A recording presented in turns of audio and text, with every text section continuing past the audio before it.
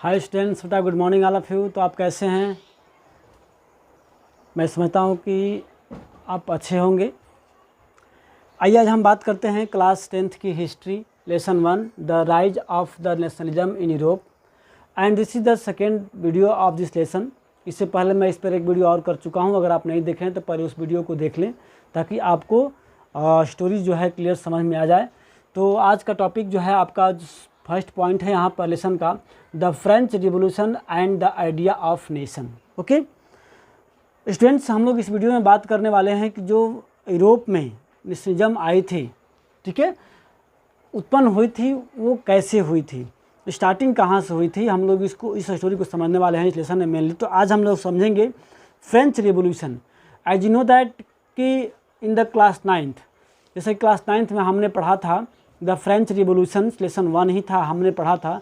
और वहाँ पर पढ़ा था हम लोग 14 जुलाई 1879 को, ठीक है, सॉरी 1789 को वहाँ पर रिवोल्यूशंस हुई थी। और वो रिवोल्यूशंस होने के बाद जो भी यूरोपियन कंट्री हैं या यूरोप के और अलग अलग जो कंट्री हैं, वहाँ के लोगों को एक सीख मिला, एक लोगों को आइडिया मिला एक नेशन के बारे में, एक डेमोक्रेटिक गवर्नमेंट के बारे में। तो हम उसी के बारे में कंटिन्यू करने से पहले थोड़ा सा हम लोग चलेंगे पिछले के स्टोरी में, जो क्लास 9th हम लोग पढ़ चुके हैं फ्रेंच रिवोल्यूशंस में, उसमें हुआ क्या था और उसका क्या रिजल्ट आया था। तो थोड़ी सी हम लोग यहाँ से एग्जाम्पल लेंगे और फिर हम आगे बढ़ेंगे कि नेशन के बारे में, एक राष्ट्र के बारे में लोगों के मन में किस तरह से ख्याल आया, किस तरह से आइडिया मिला लोगों को कि हमारा कंट्री जो है, हमारा जो एरिया जो है, अलग अलग किंग द्वारा जो रूल्ड हुआ करता था, जो अरिस्टोक्रेसी या ऑटोक्रेटिक रूल कर सकते हैं, जो निरंकुशता से भरा पड़ा है, उसके बाद लोगों में किस तरह से एक राष्ट्र की भावना आई, एक नेशन की सोच आई, हम इसको इस लेसन में टॉपिक में कंप्लीट करेंगे। तो बहुत ही लेसन इंटरेस्टिंग और नॉलेजफुल होने वाला है, इसलिए आप लोग इसको लास्ट तक देखें और इसको ध्यान से दें। चलते हैं। अगर आपके पास बुक अवेलेबल है हिस्ट्री का तो आप पेज नंबर 5 को ओपन कर लें ताकि आपको लाइन बाई स्टोरी जो है क्लियर समझ में आ जाए, ठीक है। पेज नंबर 5 देखते हैं। The topic is the French revolution and the idea of the nation, idea of the nation. Okay, आइए देखते हैं हम लोग। The first clear expression of nationalism came with the French revolution in 1789। यानी कि सबसे पहला एक्सप्रेशन जो राष्ट्रवाद की जो आई लोगों में, वो आपको फ्रेंच रिवोल्यूशंस के बाद आई, ठीक है। यह फ्रेंच रिवोल्यूशन जब फ्रांस में हो रहा था 1789 में, तो लोगों को मन में एक राष्ट्र की जो है भावना मन में आई। As you would remember was a full-flag territorial state in 1789 under the rule of the absolute monarch। यानी कि आपको याद होगा, और हम पिछले स्टोरी को थोड़ा सा याद करें तो हम देखेंगे कि जो फ्रांस था वो एक टेरिटोरियल स्टेट राज्य था, जो कि एब्सोल्यूट मोनार्क यानी कि बिल्कुल राजतंत्र द्वारा शासित हुआ करता था। यानी कि वहाँ का मालिक राजा होता था और राजा ही अपने अकॉर्डिंग जो है रूल करता था। The political and constitutional change that came in the wake of the French Revolutions led to the transfer to sovereignty from the monarchy to a body of French citizens। यानी कि इस revolutions के बाद एक वहाँ पर बहुत बड़ी बदलाव हुआ राजनीतिक और संवैधानिक रूप से, जो कि लोगों को जगाई। और फ्रेंच रिवोल्यूशंस के बाद जो वहाँ पर राजतंत्र था वो समाप्त हो जाने के बाद वहाँ पर जो राज्य जो हुआ, जो एडमिनिस्ट्रेशन स्टार्ट हुआ, वो फ्रेंच के सिटीजन के द्वारा हुआ। यानी कि वहाँ पर इलेक्शन हुआ, जिसमें जो उसको बोलते हैं असेंबली इलेक्शन या उसको ना चुनाव इलेक्शन हुआ। और उसके बाद जो है वो जो चुने हुए लोग थे वहाँ पर राज्य करना स्टार्ट कर चुके थे। यानी कि हम कह सकते हैं कि डेमोक्रेटिक का इस्टेब्लिशमेंट फ्रेंच रिवोल्यूशंस के बाद फ्रांस में हो चुका था। The revolutions proclaimed that it was the people who would henceforth constitute and the nation and shape it in destiny। यानी कि सबसे कह सकते हैं कि रिवोल्यूशंस के बाद लोगों में एक तरह से भावनाएं आई कॉन्स्टिट्यूशन की और नेशन की, जो एक राष्ट्र का, एक राज्य का शेप दिए लोग। From the very beginning the French revolutionary introduce various measures and participate that could create a sense of collective identity amongst the French revolution. यानी कि जब फ्रांस में रिवोल्यूशंस हो रहा था उससे बहुत ही पहले फ्रांस के लोगों में एक तरह से कह सकते हैं आइडिया आ चुका था, एक मतलब सामूहिक पहचान का एक मतलब विचारधारा बन चुका था जो फ्रांस के लोगों में था। The idea of law parties जैसे हम लोग कहते हैं मदरलैंड, भारत को क्या कहते हैं, मदरलैंड, मातृभूमि कहते हैं, उसी प्रकार फ्रांस के लोग जो है वहाँ पर ला पार्टी यानी कि पितृभूमि के नाम से जानते थे। एंड ले सिटीजन यानी कि वहाँ के नागरिक, यानी कि जैसे हम कहते हैं हम भारत मेरी माता है और हम उसके पुत्र हैं, उसी प्रकार वहाँ के भी लोग कहते हैं ला पार्टी यानी कि ये हमारी पितृभूमि है और हम यहाँ के नागरिक हैं या हम उनके पुत्र हैं। Emphasise the nations of united community enjoy equal rights under a constitution, और इस प्रकार वहाँ के लोगों को यूनिटी बनाने के लिए एक तरह से सबको एक इक्वल राइट का मतलब दिया गया कॉन्स्टिट्यूशन के द्वारा कि हमारे संवैधानिक रूप से हम सभी लोग इक्वल हैं और हम सबका इक्वल का अधिकार है। इसके लिए उन्होंने अब फ्रेंच फ्लैग, एक फ्रेंच का अलग फ्लैग बनाया जो कि वहाँ पर मोनार्कियल जो सिस्टम था उसका फ्लैग से अलग जो है एक डेमोक्रेटिकली फ्लैग बना जिसमें सभी लोगों का अधिकार की बातें दी गई या उसको एक अलग पहचान जो दी गई। उसमें ट्राई कलर बनाया गया, was chosen to replace the former royal standard, जो वहाँ पर पुराने राजा का जो फ्लैग था उसको हटा करके या उसके बदले में उसको रिप्लेस करके ट्राई कलर को बनाया गया वहाँ पर। The state general was elected by the body of active citizen, और जो फ्रांस की जो बॉडी थी, जो एक्टिव बॉडी थी, उनके द्वारा वहाँ के जनरल को, यहाँ गवर्नर को इलेक्टेड किया गया यानी चुना गया। And remained the national assembly, और इसका नाम क्या दिया गया, चेंज करके नेशनल असेंबली का नाम दिया गया, और उसका हेड इलेक्टेड बॉडी हुआ करता था जो ओवरऑल नेशन पे कंट्रोल करने का काम किया।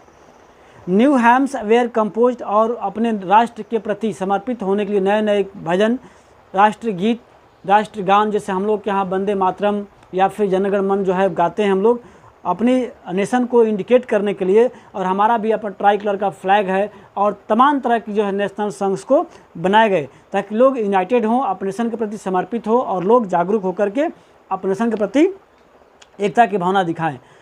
उसी प्रकार वहाँ पर टेकन किया मतलब कंपोज किया गया oath taken and martyrs commemorated in all the name of the nation, यानी कि राष्ट्र के नाम पर ये सब समर्पित करने के लिए लोगों में ये इस तरह की कंपोजिशन या कंपोज किया गया।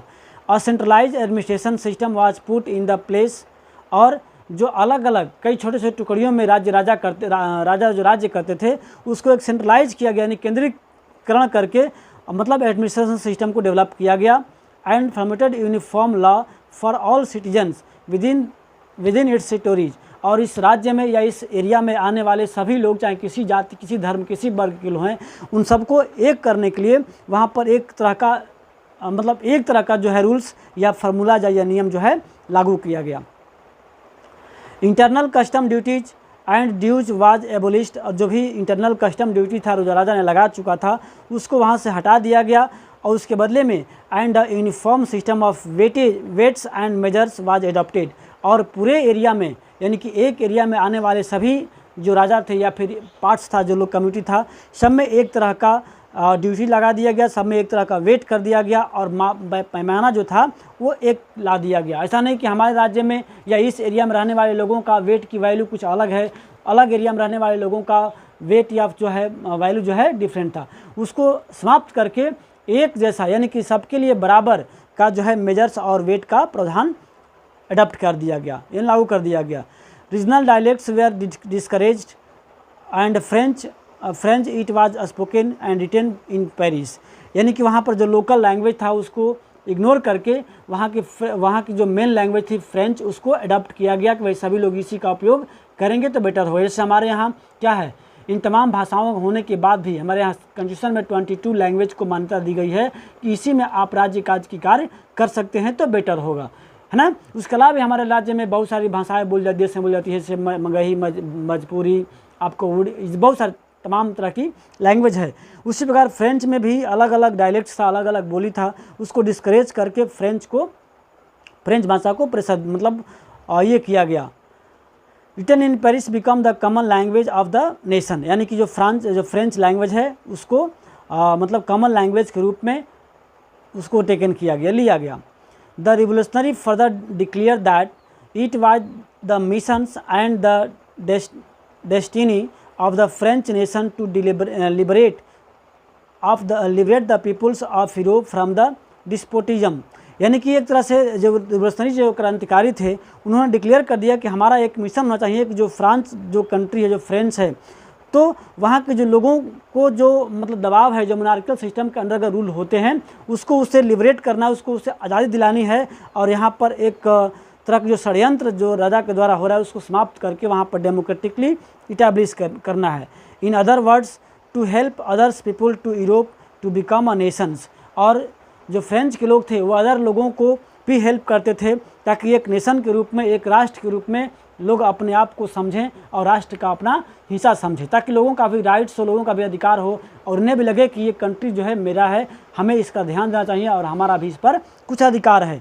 इसके लिए लोगों ने जो है, जो फ्रेंच के जो रिवोल्यूशनरी लोग थे अदर लोगों को हेल्प भी करने का कार्य किया।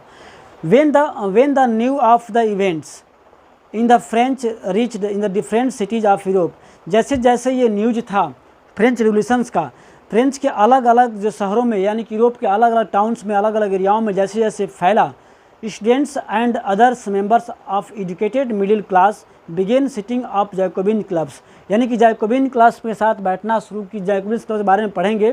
जैकोबिन क्लब्स क्या था? जैकोबिन क्लब्स हम सिर्फ इन शॉर्ट में समझने का प्रयास करेंगे। जैकोबिन क्लब्स एक ऐसे लोगों का समूह था जो ऑटोक्रेटिक गवर्नमेंट था, मोनार्कियल जो सरकार थी, राजतंत्र था, उसके खिलाफ में ये मीटिंग, ये मतलब क्या लोगों का समूह था।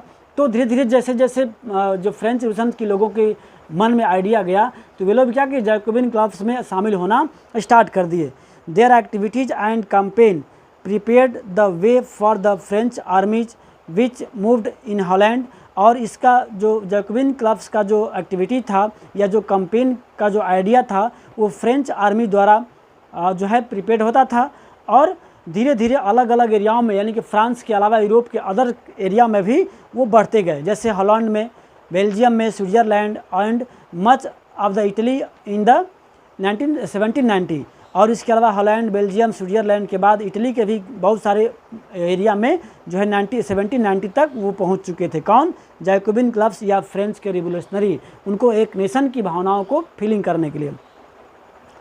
With the outbreak of revolutionary war, और जैसे ही रिवोल्यूशनरी वार आउटब्रेक हुआ, the French armies began to carry the idea of nationalism abroad. और जैसे ही ये युद्ध आउटब्रेक हुआ तो फ्रेंच के जो आर्मी था वो धीरे धीरे अपने नेशनलिज्म की भावनाओं को अलग अलग कई कंट्री में फैलाने का कार्य करना स्टार्ट कर दिया।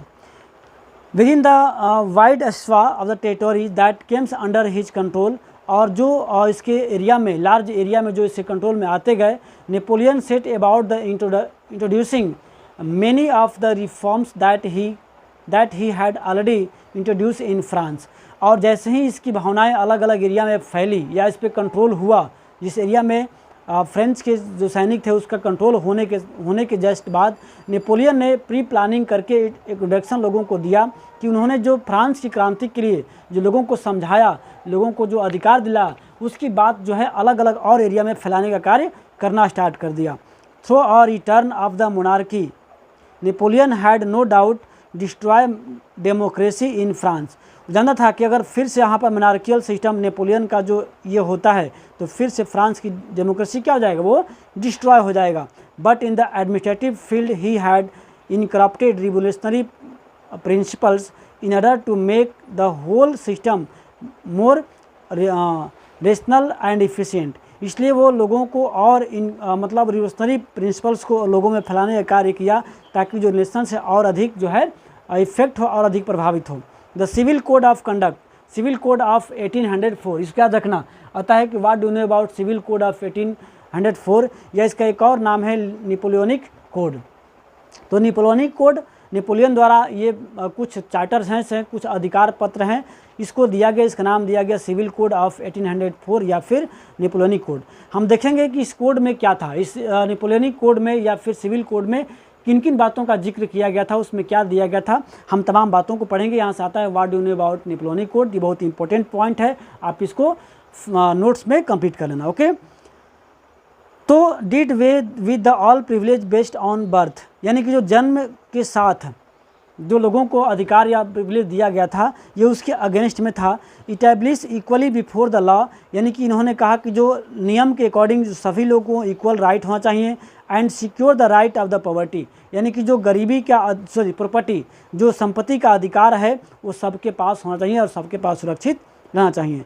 This code was exported to the regions under the French control, और जिस एरिया में जो फ्रेंच का कंट्रोल था उस एरिया में इसको लागू किया गया। इसमें एक्चुअली क्या था, in the Dutch Republic, in Switzerland, in Italy and Germany, Napoleon simplified administration division, abolished the feudal system and freed peasant from the serfdom and the manorial dues। यानी कि जहाँ पर इन्होंने अपना अधिकार किया, कंट्रोल किया फ्रेंच के द्वारा, वहाँ पर फेडरल सिस्टम को हटा दिया गया। फेडरल सिस्टम क्या होता है, एक तरह से कह सकते हैं वंश परंपरागत जो राजतंत्र था, यानी कि मेरे बाद मेरा लड़का राजा होगा, उसके बाद उसका लड़का राजा होगा। इस फेडरल सिस्टम को हटा करके वहाँ पर एक तरह से एडमिनिस्ट्रेटिव डिवीज़न को नोटिफाई किया गया, और वहाँ पीजेंट जो थे मुद्रा तत्व, यानी कि जो सर्फडम कह सकते हैं या फिर मैनोरियल ड्यूज था जागीरदारी, उसको भी समाप्त कर दिया गया। इन द टाउन्स टू, यानी कि शहरों में भी गिल्ड रिस्ट्रिक्शन, जो व्यापारियों पर, गिल्ड मीन्स क्या होता है, द कलेक्शंस या मतलब ग्रुप्स ऑफ द ट्रेडर्स, यानी कि व्यापारियों के समूह को गिल्ड कहा जाता है, उन पर भी बहुत सारे रिस्ट्रिक्शंस थे कि आप यहाँ व्यापार नहीं कर सकते हैं, आप ये ट्रांसपोर्ट नहीं कर सकते हैं, तो उस पर भी जो रिस्ट्रिक्शन था उसको हटा दिया गया। Transport and communication system were improved, और जो ट्रांसपोर्ट या कम्युनिकेशन सिस्टम था उसको भी ज़्यादा इम्प्रूव करने का कार्य किया गया। Peasant artisans workers and new business enjoy the new found freedom, और जो इस प्रकार के लोग थे आर्टिसियन, कलाकार और जो किसान हैं, वो न्यू पॉलिसी से बहुत ज़्यादा खुश थे और इसको एंजॉय भी किए।